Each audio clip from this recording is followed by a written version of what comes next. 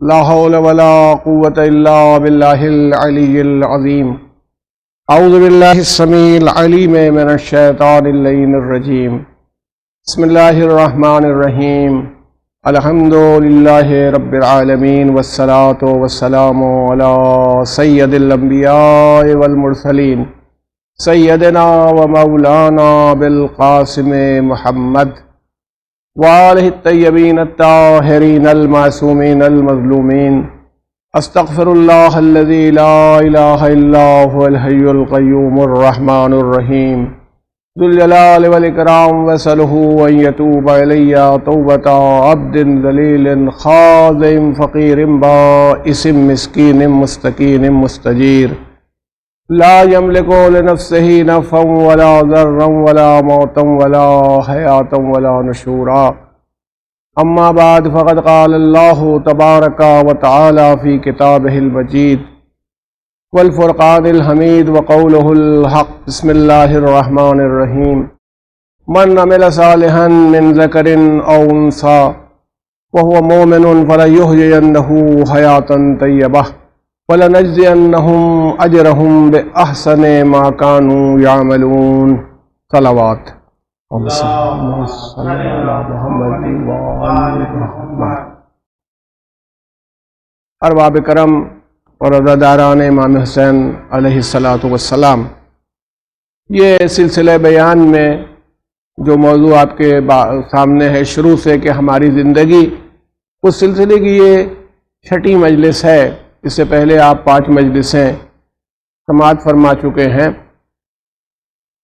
یہ بار بار آپ کے سامنے یہ بات آ رہی ہے کہ 14ویں پارے میں جو سورہ نحل آئی ہے، اور یہ سورہ نحل کے نام سے مشہور ہے، قرآن میں اس نام سے رکھا گیا ہے. یہ 16واں سورہ ہے نمبر کے اعتبار سے، اور جو آیت ہے وہ 97 نمبر کی آیت ہے. تو اگر اس کو دیکھیں تو قدرت کی طرف سے اعلان ہو رہا ہے، یعنی کتنی اچھی بات ہمارے سامنے یہ آ رہی ہے کہ اسلام مذہب کے اعتبار سے جینڈر بایس کا قائل نہیں ہے کہ یہ مرد ہے یا یہ عورت ہے. اس کا کوئی اسلام نے فرق نہیں کیا. یہ الگ بات ہے کبھی یہ بحث ہوئی ہے، آپ کے سامنے بھی آئی ہے کہ ہم لوگ یہ دیکھ کر کہہ سکتے ہیں کہ اسلام نے عورت اور مرد کی برابری کا تصور رکھا ہے کہ وہ برابر ہیں، دونوں مخلوق اللہ کی ہیں اور دونوں کے الگ الگ مقصد ہیں، مگر وہ ایک جیسے نہیں ہیں، آئیڈینٹیکل نہیں ہیں. یہ الگ بات ہے، لیکن اس طرح سے ان کا جو دائرہ عمل ہے وہ تو الگ ہو سکتا ہے، مگر یہ کہ انہیں کوئی منزل حاصل کرنے کے لیے، ثواب حاصل کرنے کے لیے، کسی عظمت تک جانے کے لیے یہ ضرورت نہیں ہے کہ وہ مرد ہو تبھی فائدہ ہو، عورت ہے تو فائدہ نہیں ہوگا. اس پر کبھی انشاءاللہ اگر بات ہوئی تو آپ کی خدمت میں عرض کروں گا. مگر یہ آیت خود اپنے آپ کہہ رہی ہے من عمل صالحا، جو بھی نیک عمل کرے، وہ ہوا مومن، اور وہ مومن ہو. کیونکہ دیکھیں یہ بھی ایک الگ بحث ہے. کبھی کبھی لوگ کہتے ہیں یہ عمل نیک ہے. کسی عمل کو نیک یا بد اللہ تعالیٰ کی ذات بناتی ہے. جب اللہ کا حکم ہوتا ہے کہ یہ کرو تو وہ عمل نیک ہو جاتا ہے، جب وہ حکم ہوتا ہے کہ نہیں بد ہو جاتا ہے. مثلا نیک عمل کیا ہے؟ ابن ملجم جو 19 کی شب میں مسجد میں گیا تھا، تو مسجد میں جانا نیک عمل ہے، مگر ابن ملجم کا مسجد میں جانا نیک عمل نہیں، کیونکہ وہ اس مقصد سے گیا تھا کہ مولا کائنات کے سر پر ضربت لگائے. تو کوئی بھی آدمی کسی کام کو کر رہا ہوتا ہے تو اس کی اسپرٹ یا روح جو ہوتی ہے وہی اس کو نیک بناتی ہے. یہی نماز اگر دکھاوے کے لیے اور ریاکاری کے لیے پڑھی جاتی ہے تو نیک نہیں رہ جاتی ہے. تو قدرت نے یہ بات طے کی کہ جو آدمی ایمانداری سے کام کرے، مومن ہو، ایماندار ہو، چاہے مرد ہو یا عورت ہو، اور اچھا کام کرے. یعنی یہ بھی صحیح نہیں ہوگا کہ بخالی اس کے پاس کرتا کچھ نہیں ہے اور دعویٰ یہ رہتا ہے کہ میرے پاس بڑا ایمان ہے اور میں ایمان کے اعتبار سے عمل کرنے والا ہوں، یہ کہتا رہتا ہے. اس کو بھی نہیں، عمل بھی ہو اور ایمان بھی ہو. تو اللہ تعالیٰ وعدہ کر رہا ہے کہ فَلَنُحْيِيَنَّهُ حَيَاةً طَيِّبَةً. اللہ کا یہ وعدہ ہے کہ وہ پاکیزہ زندگی بسر کروائے گا اس مومن کو یا اس مومنہ کو. یعنی وہ زندگی جو پاکیزہ ہو، اس زندگی کو جو اچھی ہو، وہ زندگی جو لاجیکل ہو، جس کے پاس ایک صحیح رخ ہو حیات کا، ایک مقصد ہو، وہ بسر کروائے گا۔ اور یہ تو اس کا دنیا میں فائدہ ہے کہ نیک عمل کرنے والا، ایمان رکھنے والا دنیا میں ایک اچھی اور پاکیزہ زندگی گزارے گا۔ اور پھر اللہ وعدہ کرتا ہے کہ یہ خالی اتنا ہی نہیں ہوگا، جو اس نے نیک عمل انجام دیے ہیں ایمان کے ساتھ، تو پھر وہ اللہ کہتا ہے پس اس میں اس کے بعد اس کا نتیجہ کیا ہوگا کہ ہم، اللہ کہہ رہا ہے، ہم اس کو، ان لوگوں کو جزا میں، ان کے بدلے میں، ان کے ریٹرن میں ان کو ایک کیا کریں گے، جو ان کا عمل ہے اس کی جو بہترین سب سے اچھی جزا ہو سکتی ہے وہ دیں گے۔ تو اب یہ فطری بات ہے کہ آپ دیکھیں کہ کوئی جزا دینے والا، کوئی ریٹرن دینے والا، کوئی بدلہ دینے والا ایسا ہمیں نہیں ملا جو ایسا بدلہ دے دے کہ کم سے کم ایک کے بدلے میں 10 دے دے، اور 10 کے 70 بھی، اور 70 کو بے حساب بھی کر سکتا ہے۔ مومن کیسا ہے، اس کا عمل کیسا ہے۔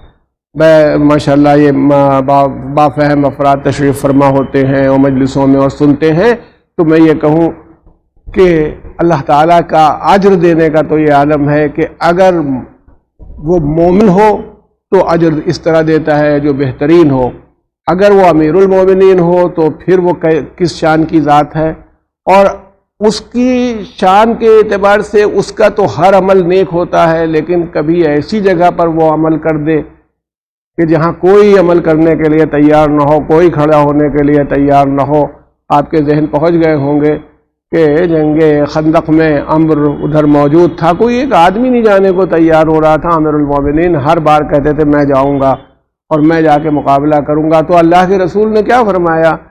یہی کہا کہ یوم خندق حضرت علی علیہ السلام کی ضربت کے لیے کہا کہ ایک ضربت ثقلین، ساری کائنات، ثقلین میں زمین آسمان پوری کائنات آ گئی کہ عبادت پر بھاری ہے۔ اب اس میں فرشتوں کی بھی عبادت ہے، جنوں کی عبادت ہے، نبیوں کی بھی عبادت ہے، اولیاء کی بھی عبادت ہے، گناہگار انسانوں کی بھی عبادت ہے، سب کی عبادت ہے۔ ارشاد فرمایا ایک ضربت ثقلین کی عبادت پر بھاری ہے۔ تو اس کا مطلب ہے اللہ جب جزا دیتا ہے تو عمل کے ڈیوریشن کو نہیں دیکھتا کہ کتنی دور تک عمل گیا ہے، کتنی دیر کا عمل ہے، بلکہ اس کی گہرائی اور اس کے خلوص کو دیکھ کر کے عطا فرماتا ہے۔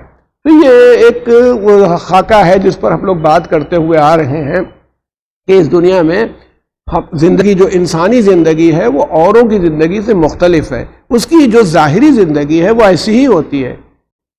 پیڑ میں بھی یہی ہوتا ہے کہ پیڑ میں ایک پودا تیار ہوتا ہے، بچپن ہوتا ہے، پھر اس کے بعد اس پیڑ کی جوانی آتی ہے، پھر بڑھاپا آتا ہے، پھر پیڑ مر جاتا ہے۔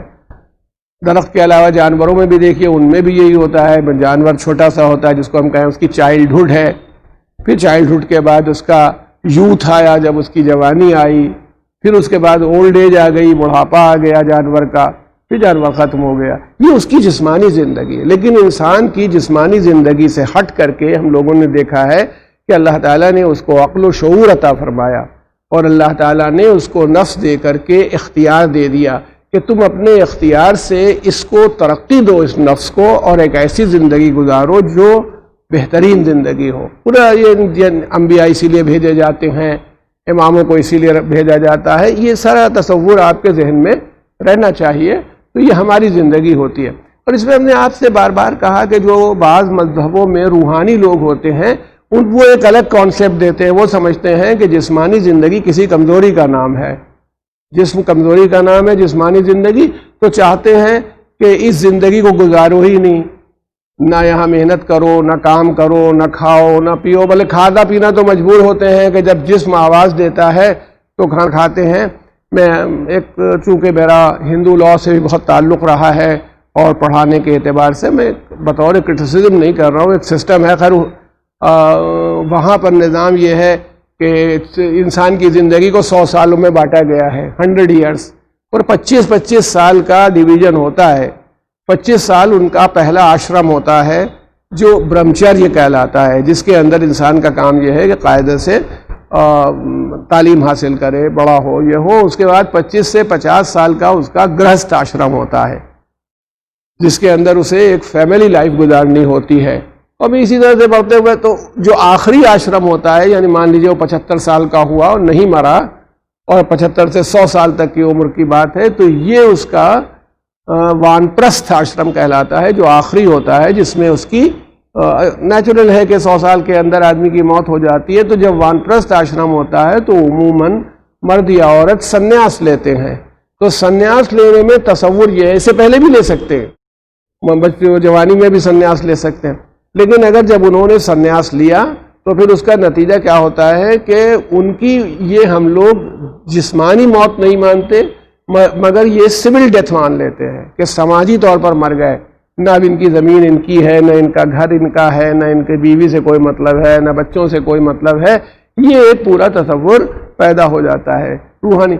یہی حال دوسرے مذاہب میں ہے کہ جو روحانی شخصیتیں عیسائیوں میں ہوا کرتی تھیں وہ شادی بیاہ نہیں کرتے تھے۔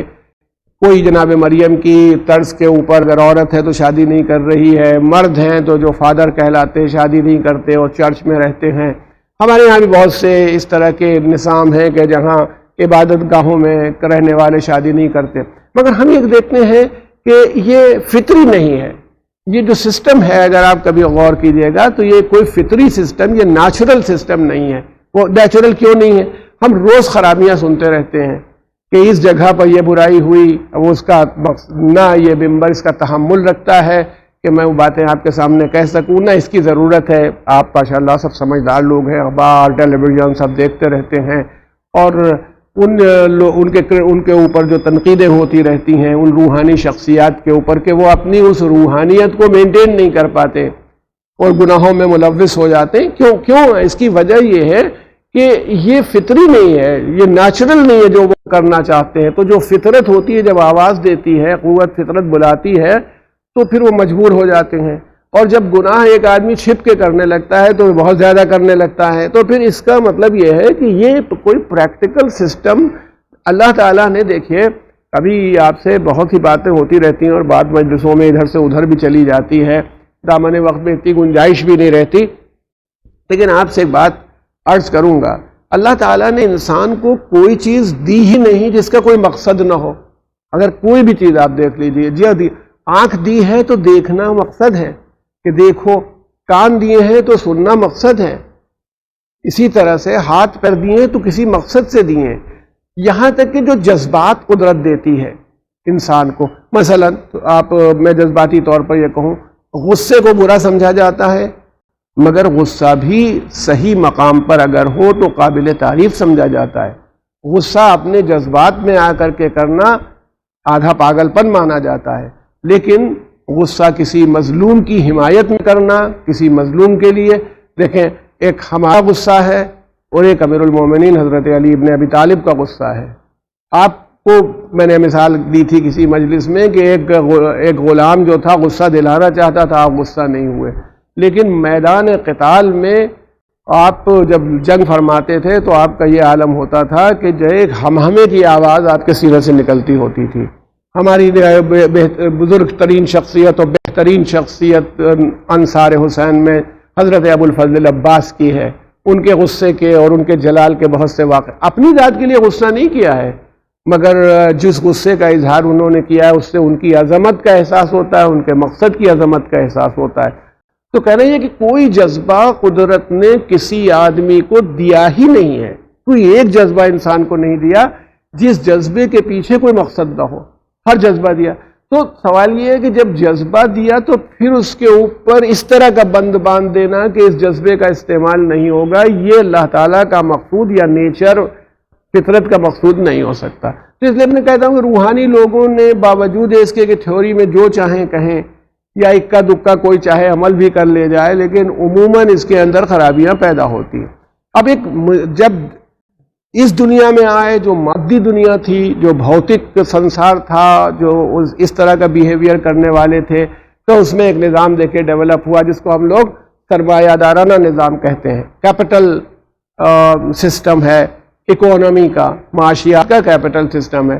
اس کے اعتبار سے بھی ایک قانون بنا ہے، اس قانون کے مطابق پیسہ کماؤ، محنت کرو اور خوب اڑاؤ جیسے جی چاہے، جتنا جی چاہے کماؤ اور جیسے جی چاہے خرچ کرو، جتنا آرام اٹھا سکتے ہو، جتنی لگژریز حاصل کر سکتے ہو، اس سب کے اوپر کوئی تمہارے پابندی نہیں ہے۔ پڑوسی مر رہا ہو مر جائے، کیپٹل سسٹم کبھی یہ نہیں کہتا کہ جا کے تم پڑوسی کی مدد کرو، کبھی یہ نہیں کہے گا وہ آپ کو اطلاع دے، کہے گا کہ کوئی اگر یتیم ہوگا تم سہارا دو گے تو یہ اچھا ہے، غریب ہوگا آپ کریں نہ کریں وہ ایک الگ بات ہے، لیکن یہ کہ کیپٹل سسٹم آدمی کی انفرادیت اور انڈیویجوالٹی کو مینٹین کرتا ہے کہ جتنا جی چاہے محنت کرو، یا جس طرح سے جی چاہے کماؤ، اور کمانے کے بعد اس کو اپنی ذات پر خرچ کرو، کسی اور پر خرچ کرو، تو تم جیسا چاہو کرو، آپ سرکاری ٹیکس ادا کر دیجئے، آپ کا کام ختم ہو گیا۔ یہ ہے، یہ اس طرح کا سسٹم۔ دیکھیے میں آپ سے بتاؤں، عجیب بات ہوتی ہے، شراب اچھی چیز ہے یا بری چیز ہے؟ آپ کامن آدمی، کم سے کم آپ کو تو کیسے پوچھنے کا کوئی ہمارا مقصد ہی نہیں ہے۔ اچھا صاحب، وہ لوگ وہ بھی برا مانتے ہیں، سمجھتے ہیں کہ شراب اچھی چیز نہیں ہے۔ اس کے بعد کیا ہے؟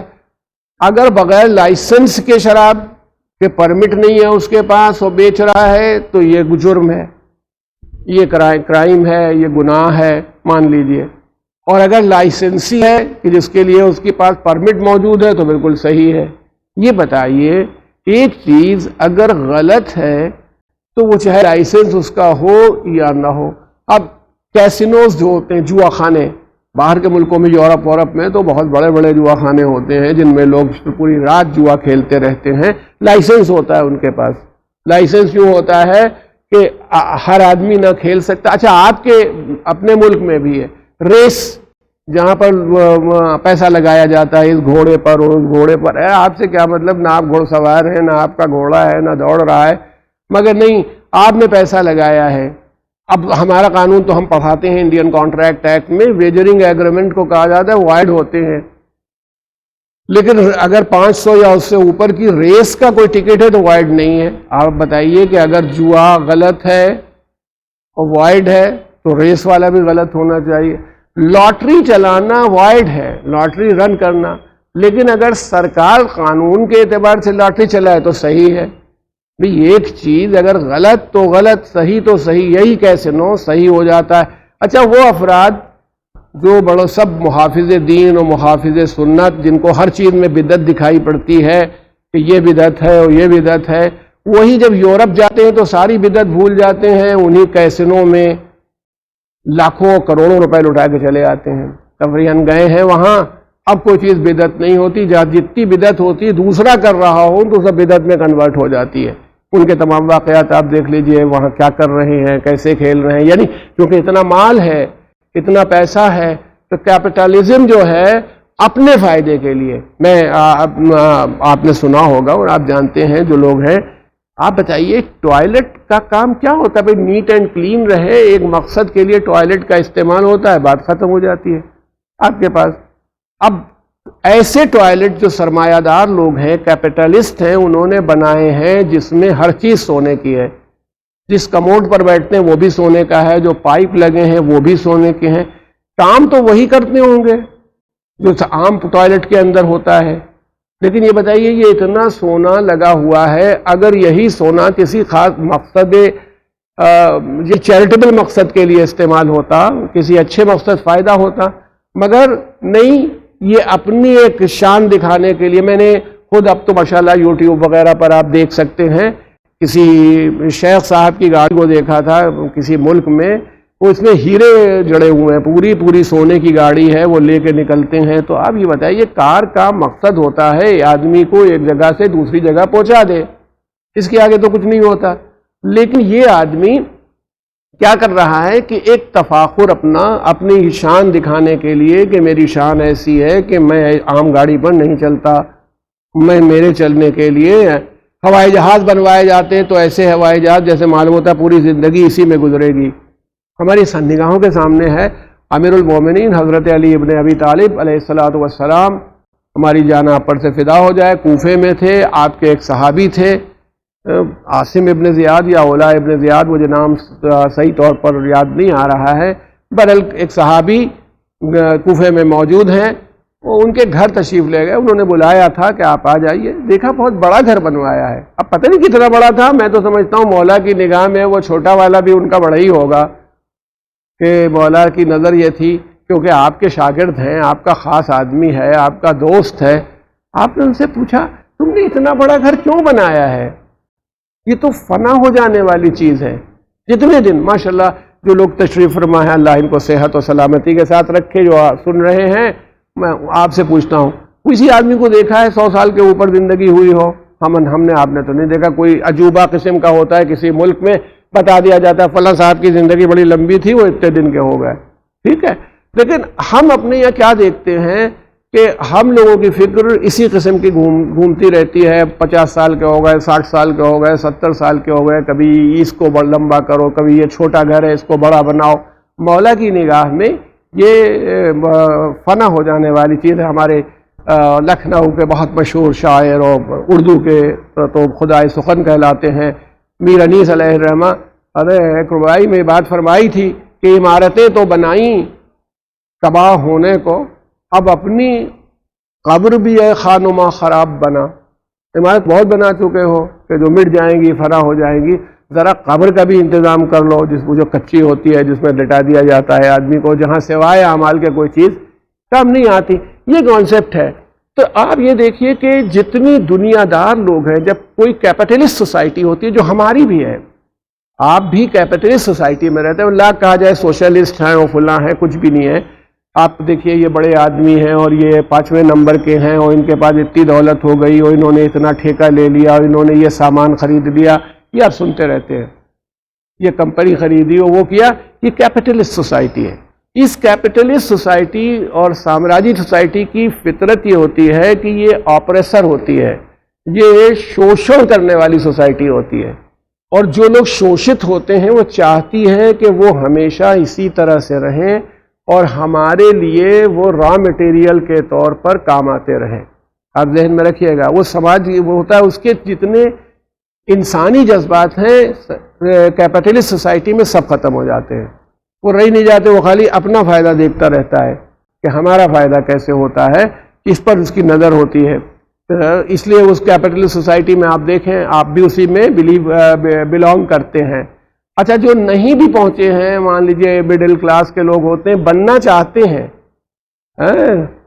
ہر آدمی جی تو یہی چاہتا ہے کہ فرعون بن جائے، مگر طاقت نہیں ہوتی فرعون بننے کی، اس کے جیسا خزانہ نہیں، اس کے جیسی فوج نہیں. لیکن اگر موقع ملے تو انسان سب بننے کے لیے تیار رہتا. تو میں آپ سے پوچھتا ہوں کہ جب ہم آپ خود سوچئے اس کی خرابی. اب اگر آپ دیکھیے اسلام اس لیے جس دنیا پر لعنت بھیجتا ہے، جس دنیا کو نہیں پسند کرتا، وہ دنیا کیا ہے آپ تلاش کریے گا تو آپ کو ابھی معلوم ہو جائے گا. بہت آسانی سے آپ اس منزل تک پہنچ سکتے ہیں. ابھی خبروں میں آیا تھا اور ضرور آپ کی نظر سے گزرا ہوگا، ایک ڈاکٹر صاحب پکڑ گئے تھے، میں اپنی ٹیم کے. انہوں نے اسی کووڈ-19 میں جب وہ مریض، اچھا اس میں اور ڈاکٹرز کو آسانی ہوتی ہے کہ علاج کو وہ اپنا غائب کر کے کہہ دے گا ڈسپوزل ہو گیا، فنش ہو گئی. یعنی صحت مند لوگ جو کچھ تھوڑا بہت بیمار ہوئے تھے، انہیں کووڈ کہہ کر کے ان کی جسم کے آرگنز نکال لیے، مار دیا. وہ قاتل کون ہوتا ہے؟ ہم یہ کہتے ہیں ڈاکو قتل کرتا ہے. وہ اتنا بھیانک نہیں ہے، اس لیے نہیں ہے کہ وہ مسیحا نہیں ہے. ڈاکٹر ایک مسیحا ہوتا ہے، لیکن کیپٹلسٹ سوسائٹی میں اس کو معلوم ہے کہ بھائی ایک گردہ اتنے لاکھ روپے مل جائیں گے، یہ مارتے ہو قتل کر دو. 100 سے اوپر بتائیے ایک قتل کر دینا کتنی بڑی بات ہے. کہ قرآن کہتا ہے فجزاؤہ جہنم، کسی مومن کو کوئی قتل کر دے تو ابھی اس کی جزا جو ہے وہ ہمیشہ ہمیشہ کے لیے جہنم ہے. تو اب آپ یہ بتائیے کہ یہ 100 سے اوپر، اور جن لوگوں نے اس پر بھروسہ کیا، یہ مریض جو ہے ڈاکٹر کے اوپر بھروسہ کر رہے ہیں اور اس ڈاکٹر کا یہ حال ہے. اچھا، یہ بڑی کامن بات ہے، ہر شہر میں ہوگی، آپ کے شہر میں بھی ہوگی. آپ ڈاکٹر صاحب پاس جائیے، وہ جانچ کرواتے ہیں، تمہارے خون کا یہ ٹیسٹ ہوگا، چاہے وہ شوگر ہو، بلڈ پریشر آپ کو ہو، کوئی چیز ہو، یا یورک ایسڈ ٹیسٹ کرواؤ، 2500 چیزیں ہوتی ہیں، وہ ٹیسٹ کرواتا ہے. فلاں جگہ سے کروانا. ارے بھی مشینیں تو مشینیں ہیں جو وہ رزلٹ دیں گی، وہ کامن ہوں گی. آپ کو ٹیسٹ سے مطلب ہے، جگہ سے کیا مطلب ہے؟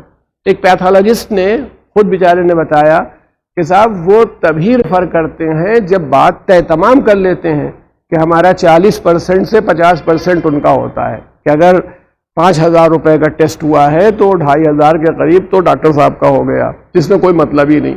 اور میں تو آپ سے بتاؤں، میں تو اگر وہ کہتا بھی ہے کہ فلاں جگہ سے ٹیسٹ کروائیے تو میں ڈر کے مارے نہیں اس جگہ کرواتا ہوں، اس لیے کہ مجھے یہ خطرہ رہتا ہے کہ کیا معلوم کہ بتاتا ہو کہ یہ کہہ دینا، اتنی شوگر لکھ دینا، اتنا بلڈ وہ لکھنا، اتنا یورک ایسڈ لکھنا، جو ہوگا نہیں وہ بھی بتا دے گا۔ یہ ڈاکٹر ہے، یہ مسیح ہے کیپٹلسٹ سوسائٹی کا، آپ اس پر بھروسہ کر سکتے ہیں۔ آپ ماشاءاللہ، میں تو صرف بتا رہا ہوں، آپ کو اشارے کر رہا ہوں۔ گائناکولوجسٹ کو لے لیجئے، جو چاہے عورت ہو یا مرد ہو، جو جب ولادت ہونے لگتی ہے، بچہ ہونے لگتا ہے تو مددگار ہوتے ہیں، گائناکولوجسٹ ہیں۔ ان گائناکولوجسٹ کا کیا حال ہوتا ہے؟ ایک زمانہ تھا گھروں میں بچے پیدا ہو جاتے تھے، پرانی عورتیں ہوتی تھیں، جو کوئی دائی آ جاتی تھی، وہ سب نارمل ڈیلیوری ہوتی تھی، کوئی اکا دکا واقعات خراب قسم کے ہو جاتے تھے کہ کوئی مر گیا کوئی عورت۔ اب آپ یہ دیکھیے کہ 90% سے اوپر، اچھا بڑا آدمی ہے تو 100%، وہ بیچارے جو مجبور ہوتے ہیں انہی کی نارمل ڈیلیوری ہوتی ہے، کیونکہ وہ آپریشن کے خرچ کو برداشت نہیں کر سکتے۔ جو بچہ دیکھو سیزیرین ہو رہا ہے، کیونکہ نارمل ڈیلیوری میں کم پیسے ہیں، جب آپریشن سے بچہ ہوگا، سیزیرین ہوگا تو زیادہ پیسے ہوں گے۔ تو ڈاکٹر صاحب، سیزیرین کرنے میں گائناکولوجسٹ کو ایک دلچسپی ہوتی ہے کہ سیزیرین آپریشن ہونا چاہیے۔ تو اس لیے میں یہ آپ سے عرض کرنا چاہتا ہوں کہ جب بھی آپ غور کریں گے، یہ کسی بھی جگہ پر وہ اپنے مقصد کے لیے، چونکہ اس کو پیسہ حاصل کرنا ہے کیپٹلسٹ سوسائٹی کے اندر، کسی طرح سے پیسہ آئے، وہ اس کو یہ لگے کہ ہم پھنسیں گے نہیں۔ اب ڈاکٹر کو کیا کہیں گے؟ اس کے پاس بھائی سرٹیفکیٹ ہے میڈیکل۔ اچھا، یہ خرابی ایک طرفہ نہیں ہے، ابھی اس سے پیچھے سے چلیے۔ یہ پڑھائی جب ڈاکٹر صاحب کی شروع ہوئی تو معلوم ہوا کہ اس کی 5 سال کی پڑھائی میں تقریباً آج کل کے حساب سے میڈیکل کالج میں 1 کروڑ روپے کا خرچ ہو جاتا ہے۔ یہ بتائیے کیا پڑھایا جاتا ہے؟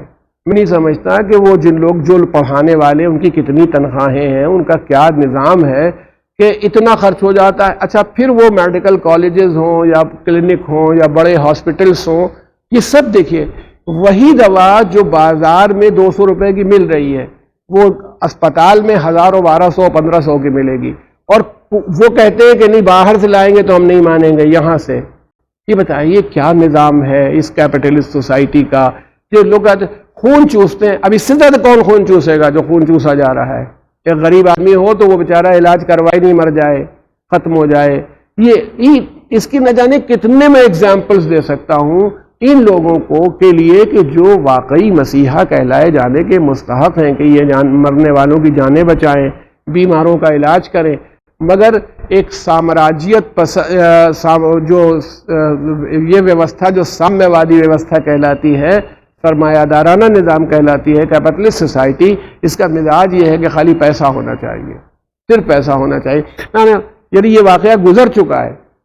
نقلی دوائیں بناتے تھے، یعنی اہم دوائیں جو آتی ہیں سب کی ڈپلیکیٹ بنایا کرتے تھے، وہ بازار میں چلتی بھی تھیں۔ خود ان کا بیٹا، اس کو ضرورت پڑی انجیکشن کی، اسپتال میں یا کسی ڈاکٹر نے اس کو انجیکشن لگایا، انہی کی کمپنی کا جو نقلی دوا بناتے تھے، وہ لڑکا مر گیا، ان کا اکلوتا بیٹا مر گیا۔ یہ نہیں ہے کہ سرمایہ دارانہ نظام میں انسان کو خود نقصان نہیں ہوتا، ایک وقت وہ آتا ہے کہ وہ خود بھی نقصان میں مبتلا ہو جاتا ہے۔ تو اس لیے میں کہتا ہوں یہ ہے، وکیلوں کا تو اور سمجھا جاتا ہے کہ موکل کو پھنسائے رہتے ہیں اور اس سے جھوٹ بولتے ہیں اور اس کو یہ کرتے ہیں اور مقدمے کو بلا وجہ چلا رہے ہیں۔ اچھا دیکھیں، تو جلدی میں بات کو اپنی مکمل کرنے کے لیے کہتا ہوں کہ آپ یہ نظام دیکھیے تاکہ آپ کو معلوم ہو جائے، تب اسلامی زندگی کو اور اپنی زندگی کو اسلام کے سانچے میں ڈھالنے کے لیے آپ دیکھیں تو آپ کو تصویر معلوم ہو کہ کون سا نظام صحیح ہے۔ آپ دیکھیں، جو چیزیں جو لوگ پروڈکشن کرتے ہیں، پیدا کرنے والے ہیں، کوئی زمانہ تھا بھائی، ہر چیز۔ اب لوگ کہتے ہیں، ڈاکٹر صاحب کہتے ہیں کہ بھئی 1 انڈا روز کھایا کیجئے، انہوں نے بتا تو دیا، وہ اصلی انڈا ہی نہیں ملتا، مطلب پلاسٹک کے انڈے آ رہے ہیں۔ کبھی پڑھتے ہیں کہ پلاسٹک کے چاول بن رہے ہیں، بھیجے جا رہے ہیں اور پلاسٹک کے چاول آ رہے ہیں۔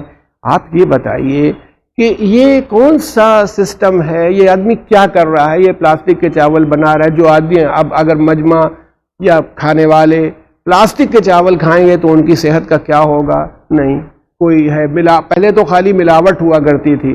دودھ ہے، ایک زمانے میں دودھ میں پانی ملایا جاتا تھا تو کچھ % دودھ رہتا تھا، اب معلوم ہوا کیمیکل سے دودھ تیار کیا جاتا ہے، اس میں دودھ ہوتا ہی نہیں، خالی کیمیکل ہوتا ہے۔ گھی واقعی یہ تھا کہ گھی گویا اگر ایک گھر میں بگھارا جا رہا ہو تو دوسرے گھر تک مہکتا تھا. آج اپنے ہاتھ میں آپ دیسی گھی لیے رہیے, کوئی مہک نہیں آتی, معلوم نہیں ہے بھائی کیسے ہو گیا. جن چیزوں کو آپ پھل لے لیں وہ صرف اسے جلدی ہے, صرف اسے جلدی, اسے اچھی طرح معلوم ہے کہ اگر ہم کیلا یا پھل کاربائڈ سے پکائیں گے تو یہ نقصان دہ ہے, یہ کھانے والوں کو نقصان پہنچائے گا, یہ اچھی طرح جانتا ہے. مگر اس کو جلدی ہے کہ گودام خالی ہو, دوسرا لگایا جائے, تیسرا لگایا جائے, کوئی مرتا ہے مر جائے, اسے کوئی پرواہ نہیں, کیونکہ اسے صرف پروفٹ چاہیے. اس پروفٹ کے لیے وہ کام کرنا چاہتا ہے. میں تو دیکھی ہوئی سب صورتحال ہے, آپ نے بھی دیکھی ہے, کوئی یہ نہیں کہ آپ ایک الگ دنیا سے آئے ہیں, یہ سب ہوتا ہے. یعنی ہم لوگ اتنے مجبور ہو گئے کہ بھائی جیسا چاہے. ایک زمانہ تھا, بزرگوں کو اچھی طرح یاد ہوگا, ایک ہنگامہ اخباروں میں مچ گیا کہ صاحب پتہ نہیں ڈراپسی یا کیا چیز تھی کہ کڑوا تیل, مسٹرڈ آئل جو ہوتا ہے سرسوں کا تیل, اس کے کھانے سے ڈراپسی ہو جاتی ہے, پیر بالکل وہ ہو جاتے ہیں اور مفلوج ہو جاتے ہیں. ایک ہنگامہ, وہی اسی دن ہم لوگوں نے سب چھوڑ چھاڑ دیا کڑوا تیل کھانا, اور صاحب کھانے کیا لگے, سب لا کے ہم لوگ ریفائنڈ آئل, اس کی تمام فضیلتیں بتائی جانے لگیں کہ وہ جنت ہی سے شاید آیا ہے ریفائنڈ آئل.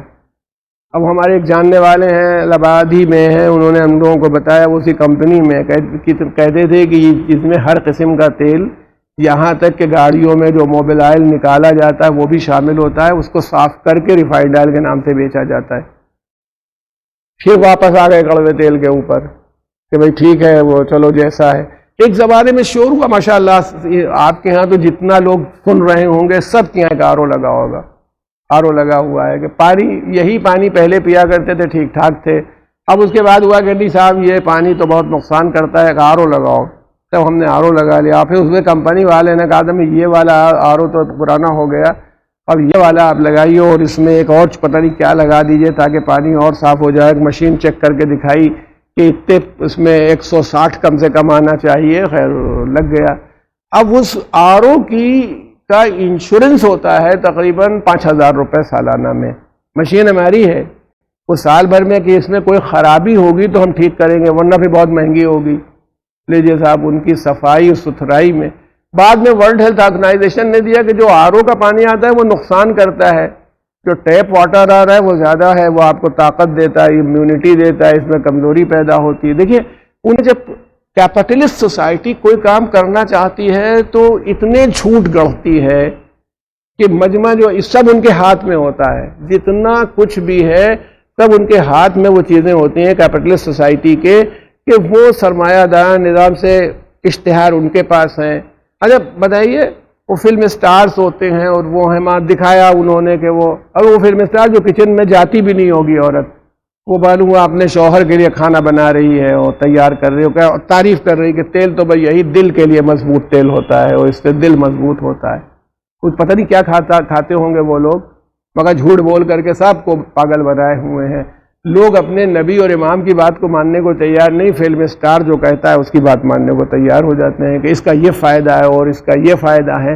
آپ یہ بتائیں, یہ سماج ہے, اس سماج میں میں ابھی کتنی چیزیں بیان کروں, ابھی 2-3 مجلسیں اسی پر ہو جائیں کہ کیا کیا ہوتا ہے. وہ آپ کو معلوم ہے کہ کتنے طرح کے فراڈ کھانے میں, پینے میں, چیزوں میں, ڈاکٹر کے یہاں, دوسرے لوگ وکیلوں کے یہاں, کام کرنے والے, بزنس مین, سب لوگ اس سسٹم میں جوجے ہوتے ہیں. اور وہ سرکار کو دھوکہ دینا چاہتے ہیں, سرکار ان کو سختی ان پر کرنا چاہتی ہے. ایک ایسا نظام, ایک ایسا سماج جو ہر آدمی ایک دوسرے سے لڑ رہا ہو, یہ سماج بنتا ہے. آپ یہ دیکھ لیجئے, یہ سوسائٹی ہے. اس سوسائٹی سے یہ بتائیے کوئی پاکیزہ معاشرہ وجود میں آ سکتا ہے؟ آپ اگر اس سوسائٹی کو بنائیں, یہ کیسے آئے گا؟ جس آدمی میں خود ایک ٹینڈنسی, دیکھیے میں ایک مثال آپ کو دوں, اسلام نے سود بیاج لینے کو حرام قرار دیا ہے, اور بلکہ اس کی بہت مذمت کی ہے, جبکہ اس زمانے میں بیاج یا سود کا کاروبار ایک عام تھا. اچھا مہاجن سود لیتا تھا, کیونکہ سود لینے میں آپ غور کیجئے کہ ایک بات سمجھی جاتی, ایک مزاج ہوتا ہے کہ جو کسی آدمی کو, جو مہاجن ہوا کرتے تھے, پیسہ قرض دیا کرتے تھے, وہ چاہتے یہی تھے کہ یہ اصل نہ لوٹا پائے اور ہمیشہ ہمیں سود ادا کرتا رہے. یعنی یہ ہمارا سورس آف انکم رہے. یعنی سود کے اوپر پیسہ چلانے والا اپنے دل میں کام کو جو شروع کرتا ہے بدنیتی سے شروع کرتا ہے, دوسرے کی اچھائی یا نیکی کا خواہاں نہیں ہے, نہیں چاہتا کہ دوسرا آدمی نیکی کے ساتھ عمل کرے. یہ آپ غور کر لیجئے. تو اب آپ بتائیے کہ یہ ایک ہے. اگر کوئی تجارت کر رہا ہو, اس میں کوئی پارٹنر بن جائے, مان لیجئے میں ایک سلیپنگ پارٹنر ہوں, میں صرف پیسہ لگائے ہوں, ایک دوسرا آدمی ہے وہ تجارت کر رہا ہے اور اس کی کاروبار میں نے پیسہ لگایا. دیکھیے میرا مزاج کیا ہے, میری ٹینڈنسی کیا ہوگی, اس کے یہاں ترقی ہو, کیونکہ جب اس کی ترقی ہوگی تو میرا بھی فائدہ ہوگا. میرا 5% ہے تو اگر یہ 50,000 کمائے گا تو اتنا ہوا, اور اگر اس نے 1 لاکھ کمایا تو میرا اتنا ہو گیا, اور اگر اس نے 2 لاکھ کمایا تو اگر میں اس کا مددگار نہ ہوں تب بھی کم سے کم میں دل سے اس کی اچھائی چاہتا ہوں. دین یہ چاہتا ہے, اسلام یہ چاہ رہا ہے کہ تمہارے دل میں یہ بدنفسی, برائی, دوسروں کے لیے برا سوچنا یہ آنے ہی نہیں پائے. تو اس لیے یہ بیاج یا سود جو مہاجن چلایا کرتے تھے, وہ بینکوں والا تو علماء بتائیں گے کہ بینک میں پیسہ رکھنے کے کیا مسائل ہیں اور کیا ہے, کیونکہ بینک آپ کو اس طرح سود دیتا بھی نہیں ہے. کبھی کہتے ہیں ہم 3.5% دیں گے, کبھی کہتے ہیں ہم 4% دیں گے, ہمیں فائدہ ہوا ہے, ہمیں نہیں ہوا, وہ اپنا لگاتے رہتے ہیں اور رکھتے رہتے ہیں. تو وہ تو نوعیت دوسری ہوتی ہے کہ ان کے اوپر آپ کوئی دباؤ نہیں بنا سکتے, بلکہ دباؤ شاید وہی آپ کے اوپر بنا دیتے ہیں. تو اگر آپ اور ہم کبھی بھی غور کریں تو ہمیں یہ اندازہ اچھی طرح ہو جائے گا کہ ایک کیپٹلسٹ سوسائٹی یا سرمایہ نظام جس کو کہیں, یہ اپنا تو کام کر لیتا ہے, خوب کمایا, پیسہ کما لیا اور اتنا کر لیا اور گھر بن گئے, اور ترقی بھی دیکھ لیجئے, آپ امریکہ چلے جائیے اور یورپ چلے جائیے, یہ ترقی اتنی ہے. کبھی شاید ہو سکتا ہے کسی اگلی مجلس میں آپ کے سامنے عرض کروں, کبھی آئے کہ کیا وہ بھی لوگ خوش ہیں اس ترقی سے, وہ ان کو مطمئن ہیں, ان کے پاس وہ سنتوش ہے جو ہونا چاہیے. یہ ایک الگ ایشو ہے. اب آپ یہ سوال بنیادی طور پر کر سکتے ہیں کہ بھائی کیا کریں. آپ ایک طرف روحانیت کو بھی رد کر رہے ہیں کہ وہ غلط ہے, دوسری طرف روحانیت کو رد نہیں کر رہے ہیں, تو پھر آپ یہ بات کر رہے ہیں اچھا چلیے روحانیت جو نظام ہے فطرت کے خلاف ہے, اس طرح روحانیت نہیں ہو سکتی بلکہ سماج میں وہ کام کاج کر کے ہی ہو سکتی ہے. تو پھر یہ بتائیے, اور جو لوگ کام کر رہے ہیں ان کو بھی آپ رد کر رہے ہیں اور کہہ رہے ہیں. دیکھیے میں آپ سے کہہ رہا ہوں, آپ ہمارے رسول حضرت محمد مصطفیٰ صلی اللہ علیہ وآلہ وسلم کی ذات بابرکت کو دیکھیے. آپ نے ایک ایسا اصول بنایا جس میں سماج میں سوائے اچھائی اور نیکی کے کچھ نہیں رہے. اگر ہو جائے, حضرت نے فرمایا دوسروں کے ساتھ وہ برتاؤ کرو جو اس سچویشن میں, اس صورتحال میں تم اپنے لیے چاہتے ہو. جیسا تم اس صورتحال, مان لیجئے ایک ڈاکٹر صاحب جن کا میں نے آپ سے بہت تفصیلی ذکر کیا ڈاکٹروں کا, کہ ڈاکٹر مریض کے ساتھ وہ عمل کرے جو عمل وہ چاہتا اگر وہ مریض ہوتا اور کوئی اس کا علاج کر رہا ہوتا.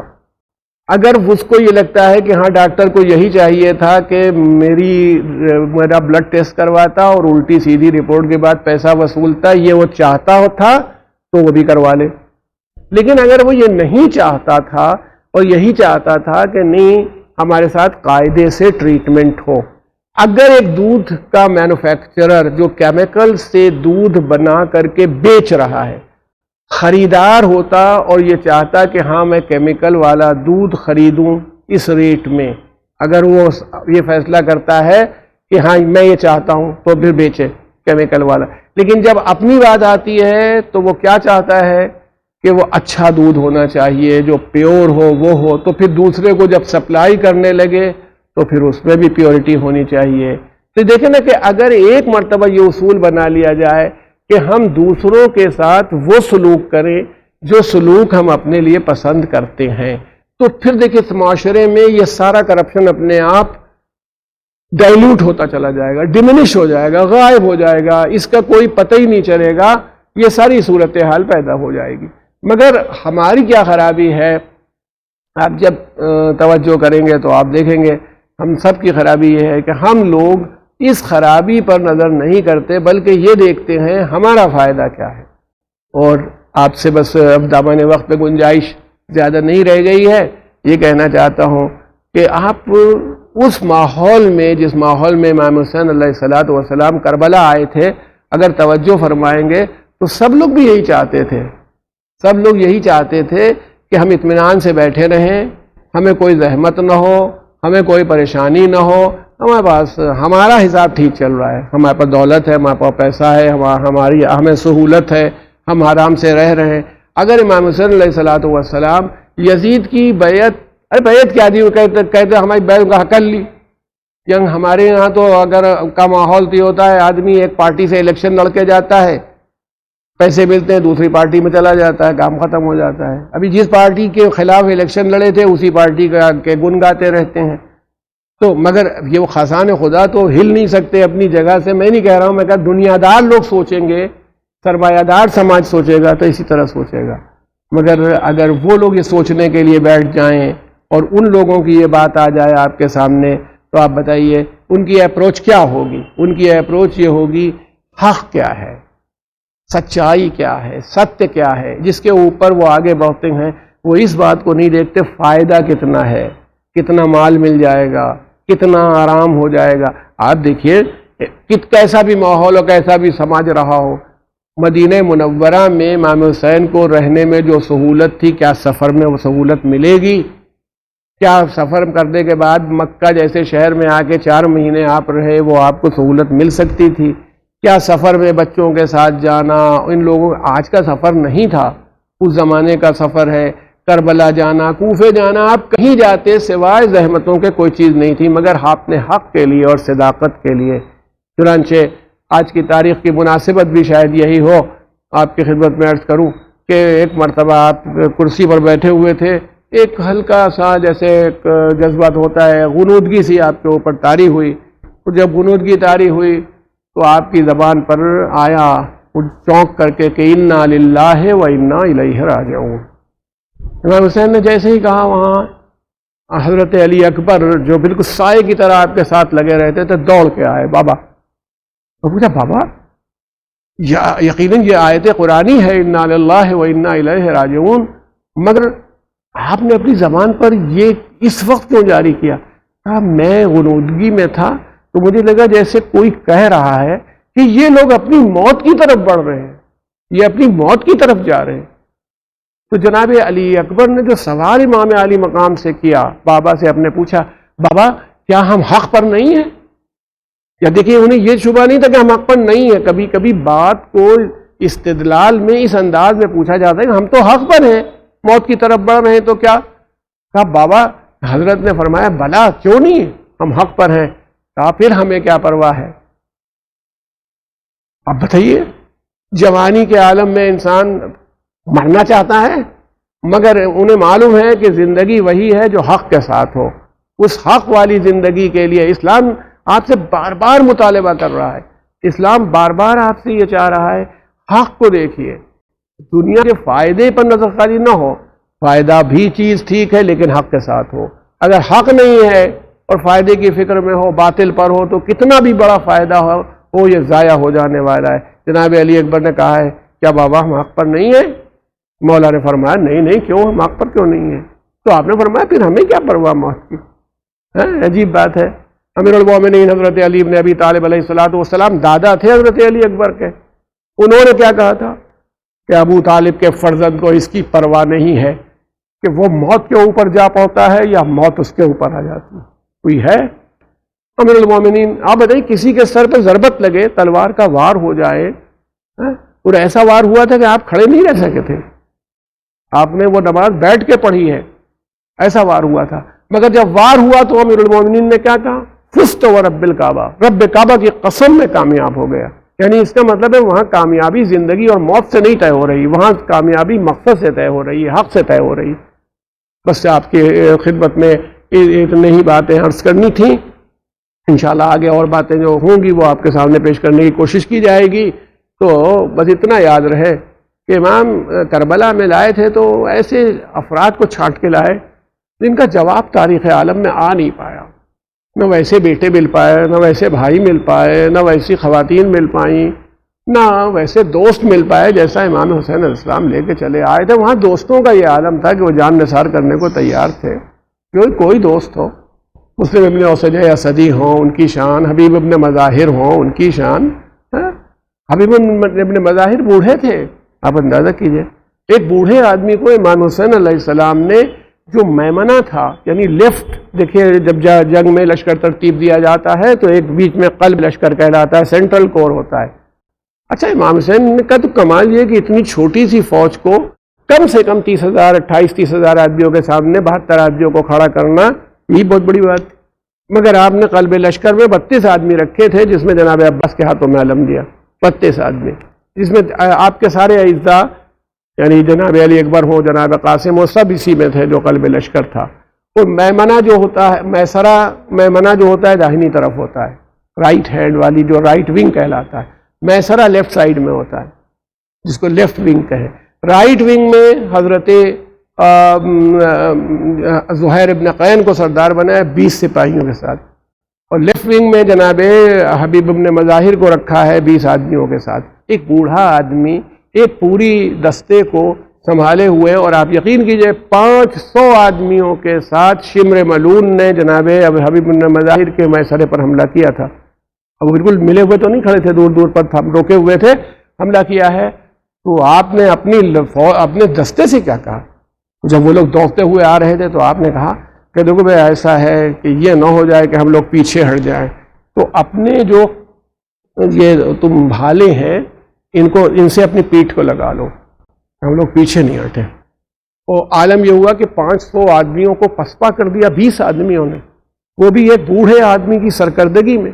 تو جس حسین کے پاس ایسے چاہنے والے ناصر موجود تھے، ان کا بیٹا کس جان کا تھا. جناب علی اکبر کے لیے ملتا ہے کہ مولا نے فرمایا جب جیسی لڑائی شروع ہوئی اور آپ کو ہوا کہ کوئی جائے گا، تو آپ نے یہ نہیں کیا کہ لوگوں کے اوپر یہ اثر پڑے کہ صاحب اپنے بیٹے کو تو روکے ہوئے ہیں اور دوسروں کو بھیج رہے ہیں. نہیں، آپ نے سب سے پہلے جناب علی اکبر سے کہا تقدم ولدی، میرے لال تم آگے بڑھو. جیسے جناب علی اکبر آگے بڑھنے لگے،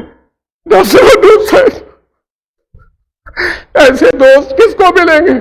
انصار حسین کہتے ہیں مولا یہ نہیں ہو سکتا کہ آپ کی اب چھوٹا سا بچہ بھی قربان ہو جائے اور ہم موجود رہیں جب تک ہم سلامت ہیں. آپ کے اوپر آنچ دی ناصر. امام نے اجازت دی، ناصروں نے جہاد فرمایا. لیکن وہ ایک منزل وہ آئی کہ جب جناب علی اکبر رخصت ہوئے ہیں اور میدان قتال میں جانے لگے اور گھوڑے پر بیٹھے اور دیکھا چلے، تو بیان یہی کیا جاتا ہے کہ جناب علی اکبر کو احساس ہوا کوئی پیچھے آ رہا ہے. اب پلٹ کے دیکھا تو 57 سال کا بوڑھا حسین ابن علی کمر پکڑے ہوئے گھوڑے کے پیچھے پیچھے جا رہے تھے. امام کو اس عالم میں دیکھ کے جناب علی اکبر نے فرمایا بابا آپ نے تو مجھے اجازت دے دی تھی، اب میرے پیچھے کیوں تشریف لا رہے ہیں؟ دھوپ بہت ہے، تمازت آفتاب ہے، بابا میرے پیچھے نہیں آئیے. امام نے فرمایا میرے لال، جناب علی اکبر ہم شبیہ رسول تھے، یہ بھی ذہن میں رہے. جناب علی اکبر سے کہا ہے میرے لال جب تک سامنے رہنا، مڑ مڑ کے دیکھتے رہنا، میرے لال جب تک سامنے رہنا پیچھے دیکھتے رہنا. جناب علی اکبر دیکھتے رہے، یہ آپ سنتے رہتے. میدان قتال میں آیا اور بڑا رجس پڑھا ہے آپ نے. اس کے بعد جنگ فرمائی بھوک اور پیاس میں، اور یہی اپنے بابا سے کہا ہے لوٹ کر کے بابا اگر ایک گھونٹ پانی مل جاتا، ایک جرعہ آب مل جاتا تو آج وہ جہاد کرتا کہ یادگار رہتا. جبکہ آپ کا جہاد یادگار تھا. ارباب کرم عجیب منزل ہے.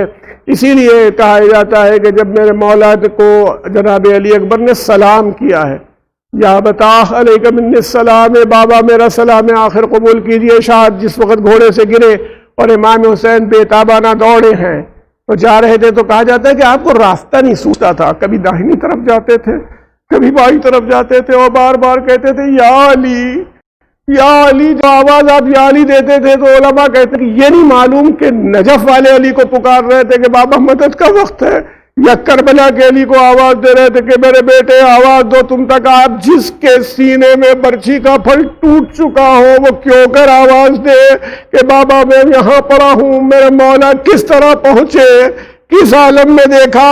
اتنا ملتا ہے کہ آپ نے یہ نہیں دیکھا کہ کس عالم میں علی اکبر پڑے. یہی پوچھا ہے بیٹا بار بار سینے پر ہاتھ کیوں رکھتے ہو؟ جناب علی اکبر کو کہنا پڑا بابا پرچھی کا پھل میرے سینے میں ٹوٹ گیا ہے، اگر کاش یہ آپ نکال دیتے. میرے مولا نے آستین کو پلٹا، تاریخ عالم میں کوئی جواب نہیں مل پائے گا. ایک جوان بیٹا ہے، اس کے سینے میں برچھی کا پھل ہے، ایک 57 سال کا بوڑھا باپ ہے اور اس برچھی کے پھل کو نکالا، مگر بیان راوی یہی کرتے ہیں کہ برچھی کا پھل تو نکال دیا آپ نے مگر کلیجہ باہر آ گیا.